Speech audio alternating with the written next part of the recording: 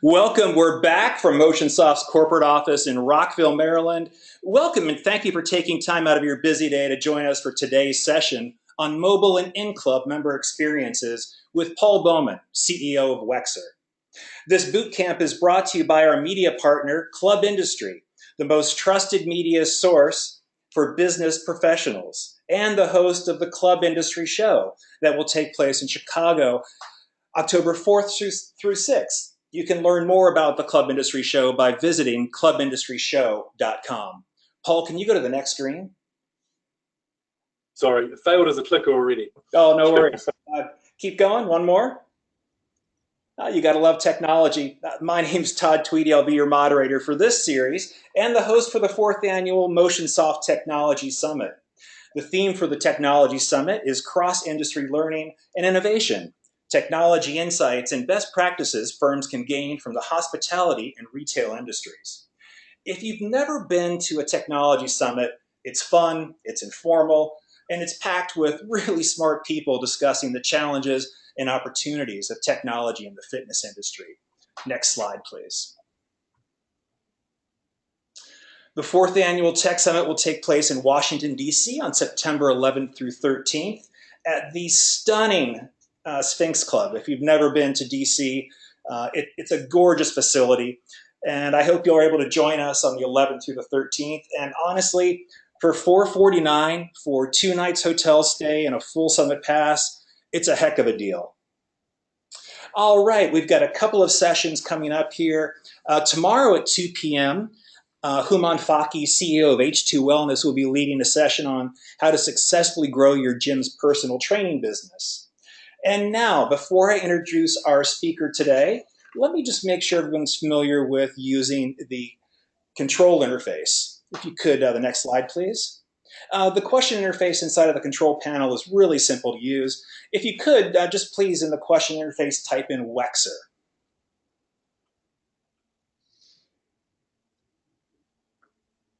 Awesome, thank you very much. Yeah, again, really simple, but this is where you're going to be posing your questions for Paul, either during the session or as the session concludes.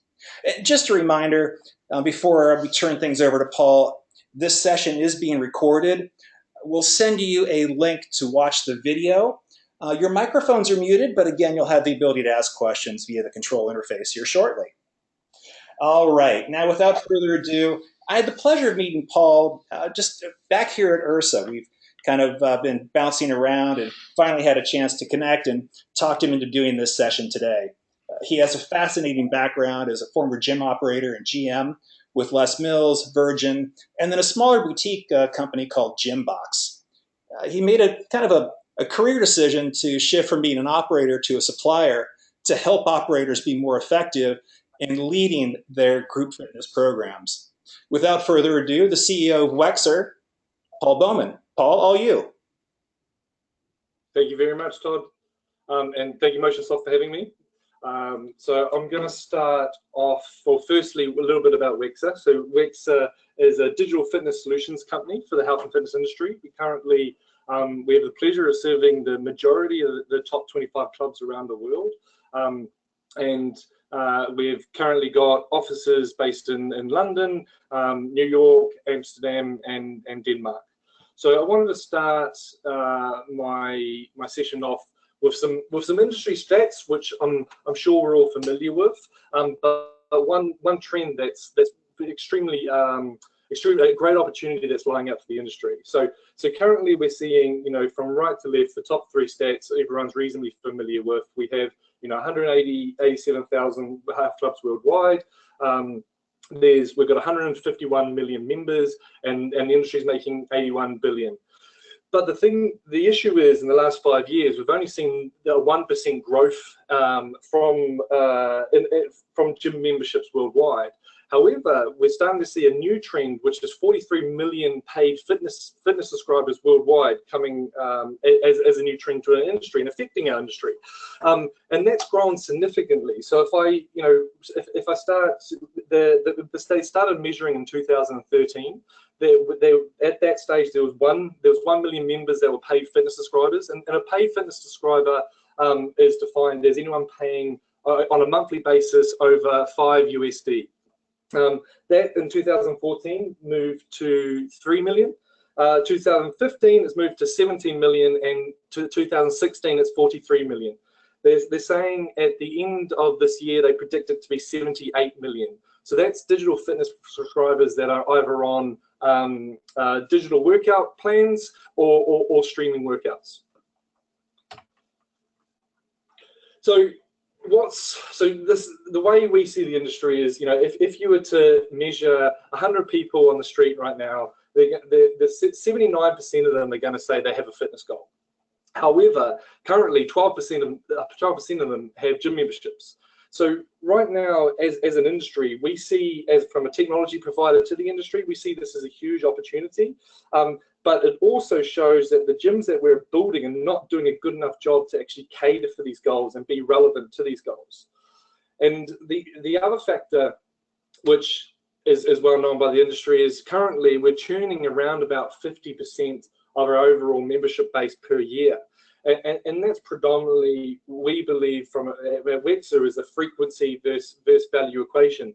Are they using it enough? Do they see the benefit in using the club and the products enough to justify the spend? So where we're seeing, again, where club members are going away from, I guess, some traditional bricks and mortar offerings, is they're starting to use wearables. So rather than going to a club, they're investing in a tracker that will enable them to use their database, track their results. They're going to online gym services, which there's multiple around. They're using program tracking like Strava, and then, of course, they're using streaming workouts directly from the likes of Beachbody and Daily Burn, which is again causing the industry to slightly move its focus, and, of course, adding more competition to a already heavily saturated market. So what we believe, for the industry to remain relevant, we believe that fitness must be on demand inside and outside the gym. And how we're seeing it play out. So, of course, on the left, we've currently got the traditional bricks and mortar business, and then on the left we're seeing a purely digital delivery. So that's either online programming, or there's club chains currently now that are spending having virtual only studios. So there's a McFit, who's a large operator in Germany and in Europe. They've created the world of cyberotics, which is just a specific virtual only offering. However, we believe the ultimate offering is a bricks and mortar offering with a digital extension. We believe that to be the perfect blend, because in the end of the day, that will give the ability for a club group to remain relevant 24/7, because you're constantly in their pocket by being on their mobile device, and then you're offering the best experience you possibly can when they're in the clubs itself. So a little bit on our research and our study so far on who's actually using digital technology. So currently, it's a reasonably even split, but we are seeing 20 to 30-year-olds, or the millennial group, really driving digital technology. And when I'm talking about who's using it, this is they're predominantly, from our point of view, they're using video-based content, or they're generating workouts through technology and following them. So the patterns that we're seeing is, millennials and I guess Gen Y expecting this to be in clubs and expecting to engage with some type of technological offer within the club group. And Gen X is currently using it predominantly from a time and a convenience point of view, which I'll touch on slightly later. And then both of those generations are very, very happy with technology. We've got the other side, which is, you know, slightly over 40 years of age, that actually find sometimes in clubs technology to be a little bit intimidating. So we've had to make technology being able to, and clubs have to embrace being able to train these people to embrace technology and use it on a regular basis. So then down slightly, we're still seeing the trend being predominantly females using digital fitness. We do this study every year, and this study was made up of 16,000 club groups worldwide, and it was 71 last year, and that's moved to 64% of the digital fitness users being women. So men are lagging, but coming up as digital fitness users. Then content. So really, there's a huge amount of content sitting in the cardio HIIT range. However, I guess the trend I'd like to point out is there's more within how people are using digital fitness within health club groups as mind and body is growing stronger and stronger. And we're seeing this by club groups actually creating mind and body offerings solely, if that's from a virtual point of view, or in their app offering, they're offering solely mind and body content, or they make it a little bit easier to make the customer journey understand that this is more of a wellness offering rather than high intensity training. So then also the research showed that people are preferring shorter workouts, and we've seen this significantly through all of our content partners. So a lot of our content partners are now, rather than creating the traditional 45 to 60-minute workout, they're creating still that workout, but they're making shorter versions of it. And we've seen a significant increase in the people wanting to use the 15 to 30-minute workouts, and also content partners making it. So right now, within the Wexer virtual technologies, we know that 50% of every one that's using our system, if they're using it on demand, either mobile or the virtual system in club, they're searching and filtering by duration first. So a little bit of feedback is based on the percentages. So why members engage with digital fitness. So at the moment, it's still the classes when they suit them. So if they can't make a particular class, they can either stream that, or they can do a class in club through virtual technology before the 6 o'clock class that they can't get on because it's full, or it just doesn't suit their time frame. And then the other one is the intimidation factor. So there's and it's growing to be more and more the very intimidated fitness users that find jumping straight into a live class as soon as they've got a gym membership too much. They're using virtual as a lead to the live class. So really reducing the intimidation, then feeling comfortable that they can work out at their own pace. So then, of course, our industry is a sales and retention industry, so we wanted to measure this. So we asked the participants how much they were influenced by the group exercise schedule when that hit the live schedule and the virtual schedule, and 6 out of 10 of those members were heavily influenced, and that was the reason why they joined the club. And then we asked the question of how important to those 6 out of 10 members that said it was the reason why they joined the club. We asked how much did virtual classes influence their decision to join, and that's 4 out of 10, and we've seen that grow year on year.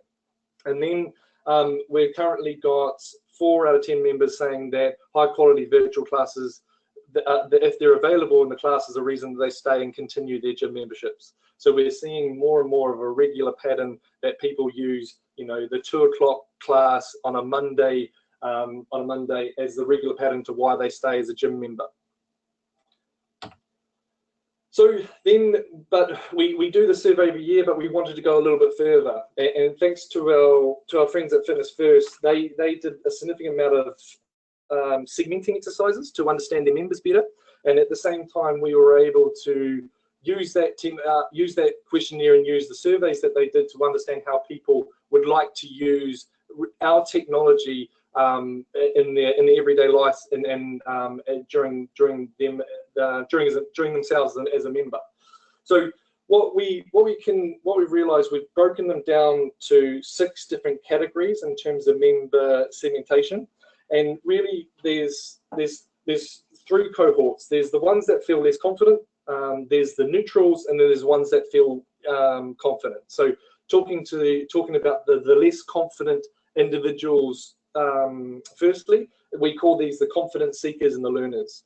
And really what they highlighted is that virtual training and streaming exercises online or streaming workouts online, it eliminates that intimidation. So they feel like they can get fitter before they go into a live experience or simply just work out on their own in the gym floor. And what they appreciated, especially from a streaming membership point of view, is that they enjoyed the fact that it was bridging the gap between home and in-club. So what we saw was people were doing a particular workout at home, then they would go to the club, they would have a virtual experience, and then they would go into the live club. So live class. So we truly know now that technology is a feeder to the live experience. And then on the mobile app side, these participants said that they enjoyed live streaming, so the ability to use a top-class trainer in the comfort of their own home. They like the fact that they had a workout builder that people can be able to, they can generate a workout, and that can be based on them rather than sometimes asking an intimidating PT. They had planning and tracking, and they had instructional videos. So this is the segment that was deemed less confident in how they're using digital. Then we go to the neutrals. So the neutrals were really categorized that they weren't too brand loyal. So they were happy to run in a park, go to a live class.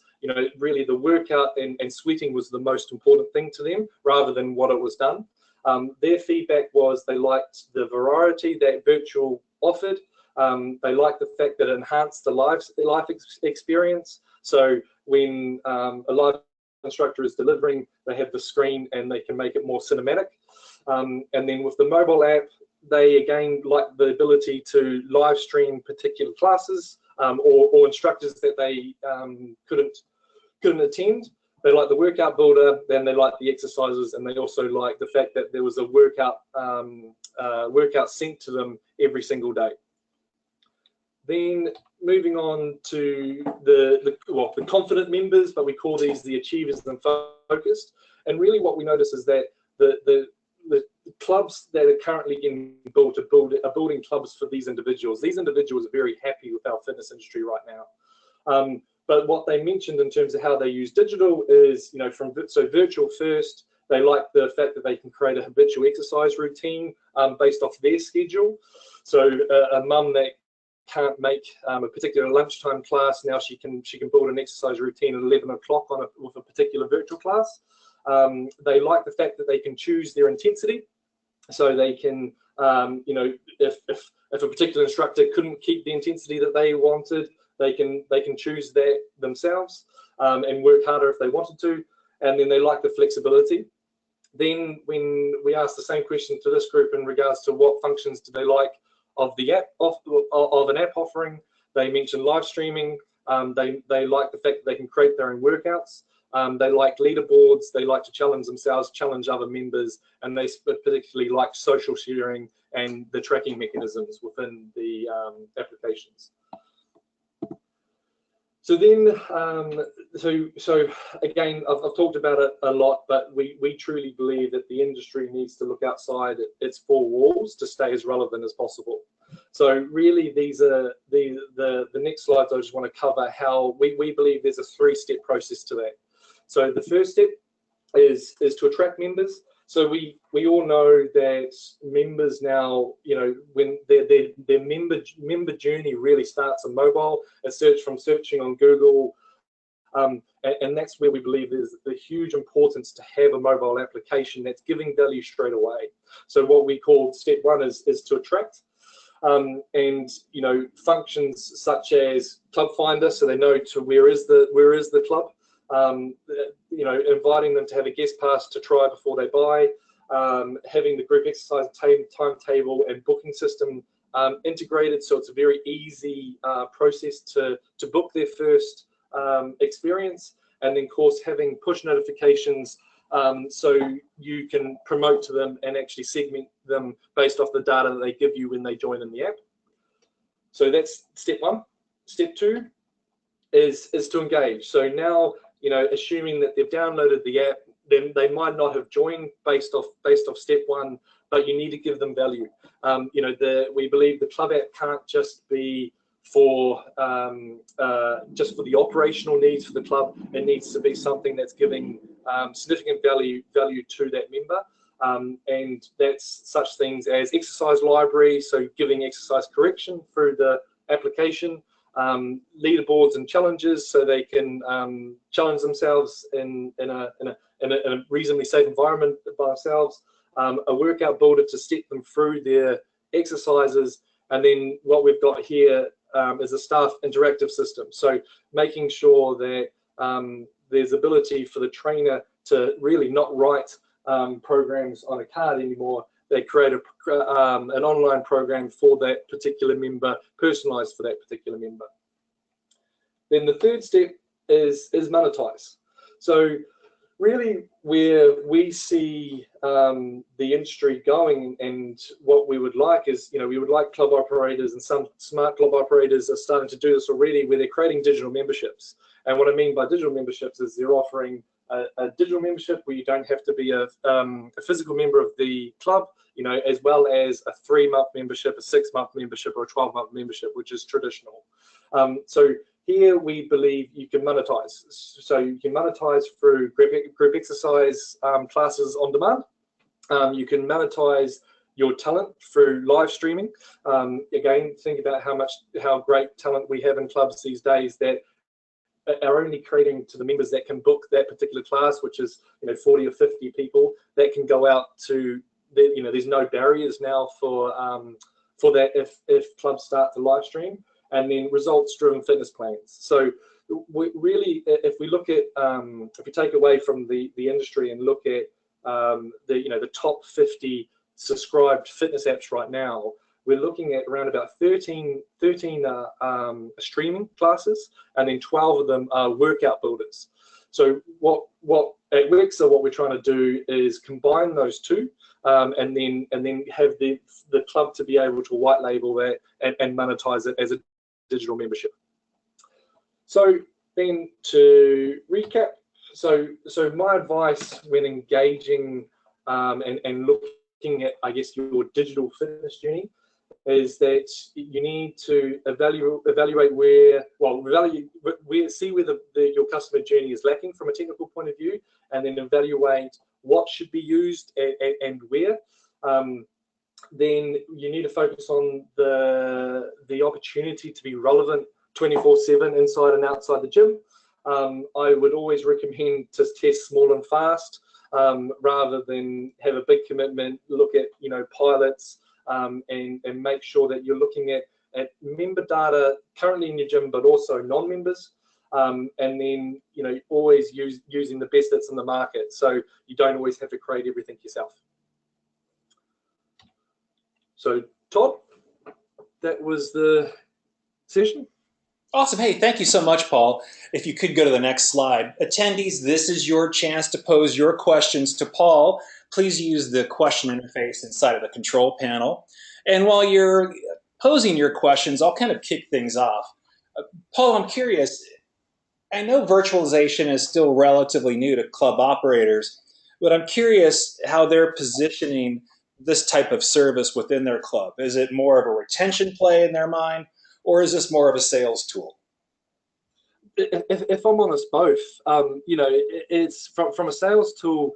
The sales, you know, during the sales tour, it means that they can be relevant to that customer 24/7. They've always got a chance. Doesn't matter when they come in, that they can have high quality content delivered to them. But then, of course, the retention side, it's the same reason. You know, now as I said through the slides, is that they have the ability to create habitual exercise routine that is not dense on on trainers or live instructors, just when it's simply not viable to deliver an experience, a high quality experience, they can do it virtually now rather than always through the live offering. Yeah, I have a question from Taff, who's asking, what types of mobile apps support online content? What types of mobile apps? So white label apps? Is that the question? Yeah, so there's at the moment, I think most current white label content they deliver varies. So we've got, from a Wexer point of view, of course, we've got our entire library other than a few content partners that we stream content through. With other mobile apps, I believe they have more of an exercise correction type of content offering. You know, as someone who's taken, like I'm sure many folks on the call who've taken a video guided spinning class, you know, having gone to the club for a long period of time, seeing the same video gets pretty boring, to be honest. I'm curious, you know, how many video clips should a club have in their library to keep users engaged and the content fresh?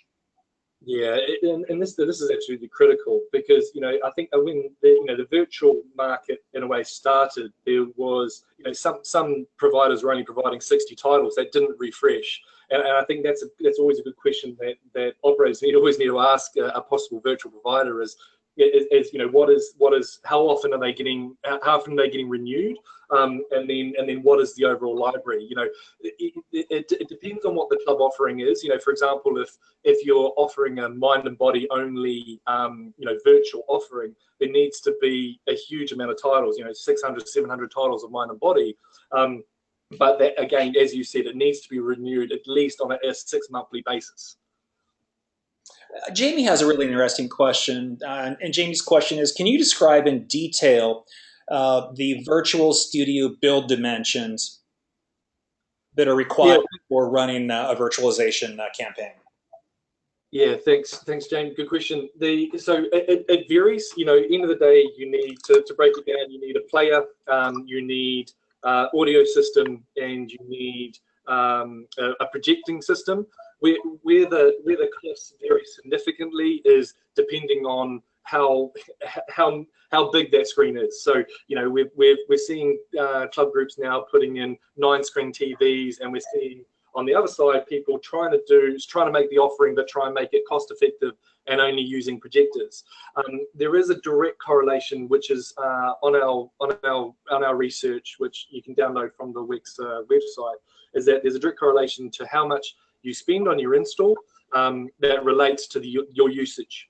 So if it's not that great of experience, you're not going to get high quality usage. If you create a great experience, you will get the return from a usage point of view. But really, the installs from a budget point of view are anywhere from around about kind of 7,000 US to right up to anywhere close to 80,000 US.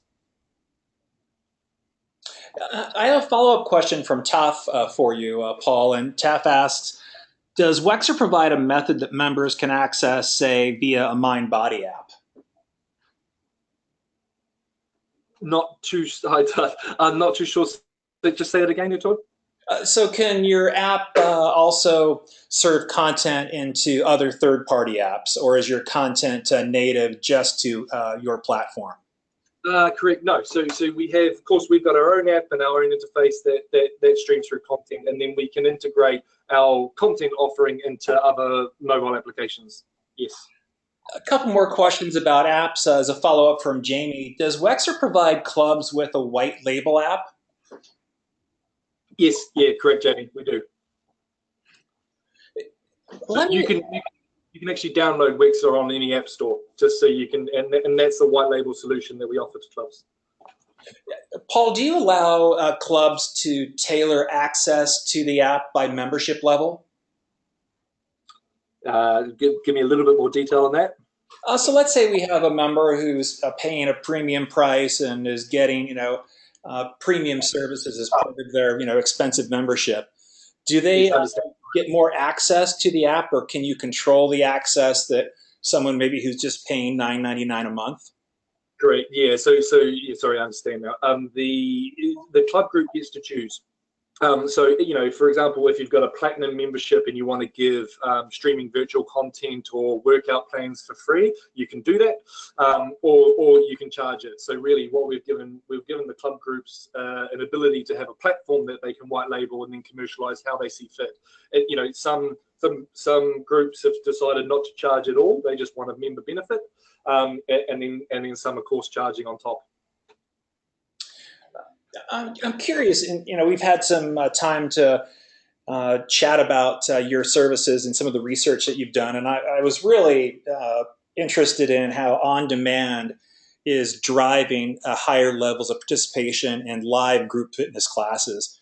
Can you walk me through how that's working and some of the research data that you've shared? Yeah, it's fine. So really, I guess it starts with the intimidated user, and that's where we're seeing we're able to move their confidence levels. If you think, okay, they start off with no confidence, and then what technology and really the tools that the solutions that we're offering to the market is really building confidence to them being able to go to the live experience. For us, that is still the mecca. That's what we're passionate about. But we're also passionate about getting them to that place, because we know that's when they're hooked on our industry, so to speak. But again, as an industry, we've got to start getting better at how do we get them to that point, rather than expect that they can just jump straight into that. How does a club operator schedule on demand, and how full should your group fitness schedule be at the end of the day?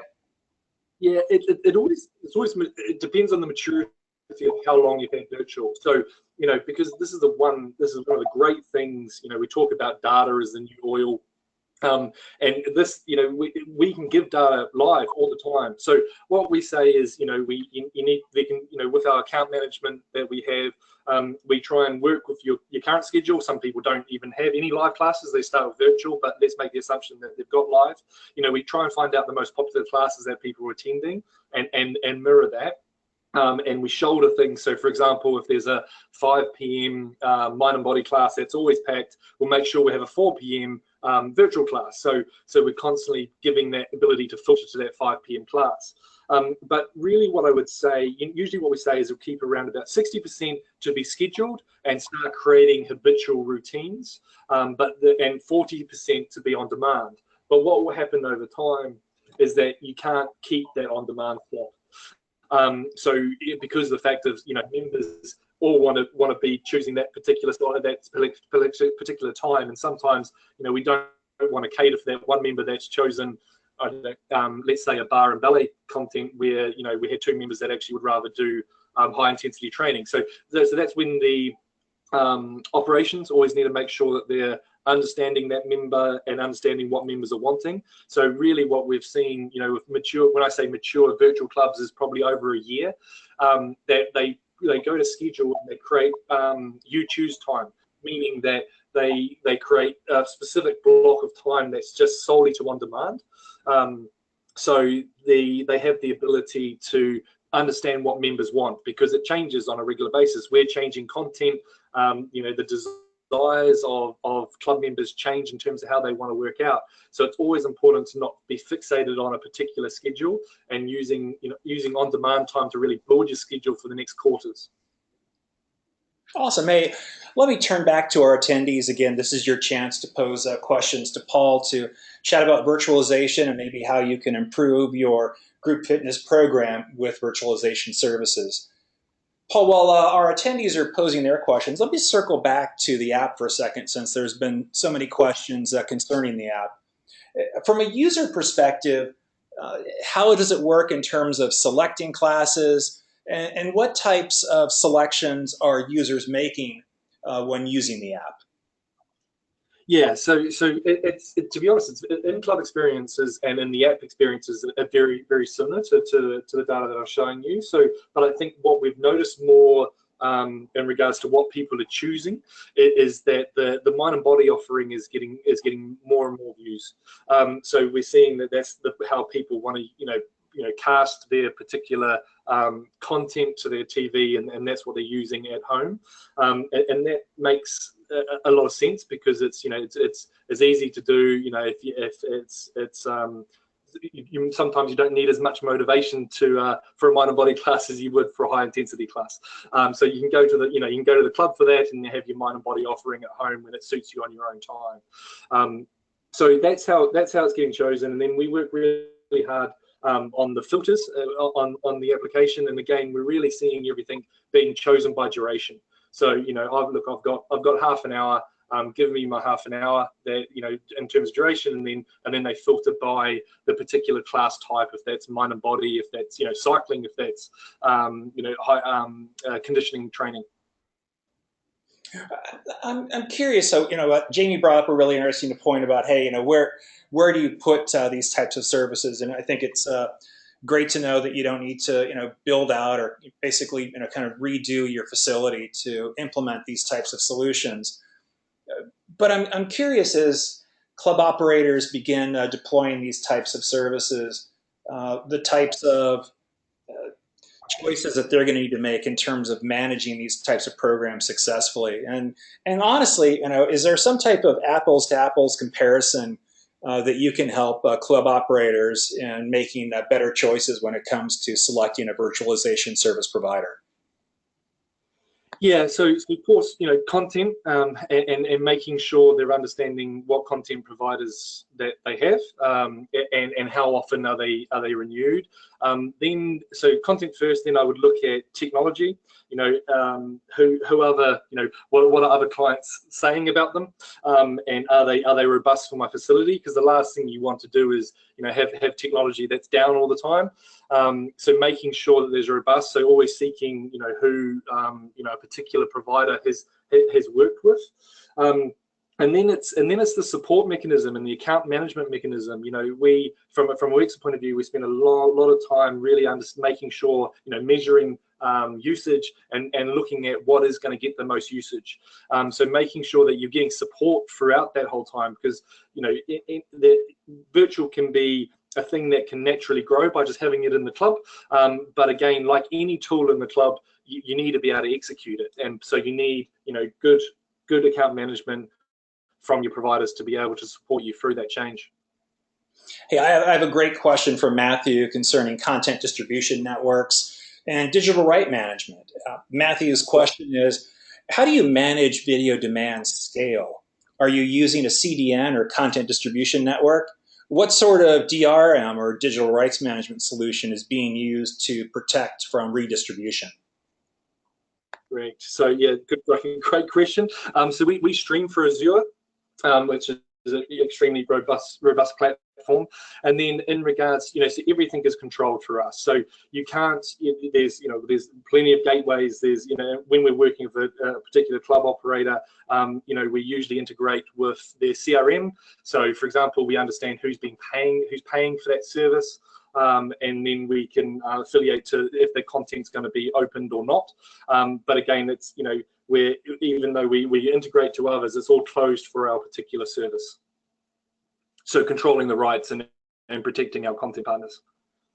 Awesome. Well, Paul, this has been fascinating. I know you guys are just growing like a weed and have some announcements. Is there anything you can share with us today? Not right now, but there's definitely I had to try. a lot in this space. Yeah, nice try. Nearly. Give me 2 weeks. Well, with that, congratulations, and thank you, attendees, for joining us today for this session of our digital boot camp. Just a reminder that we will be waiting for your registration for the Motionsoft Technology Summit, September 11th through 13th in Washington, D.C. Again, thank you for joining us. Have a great day.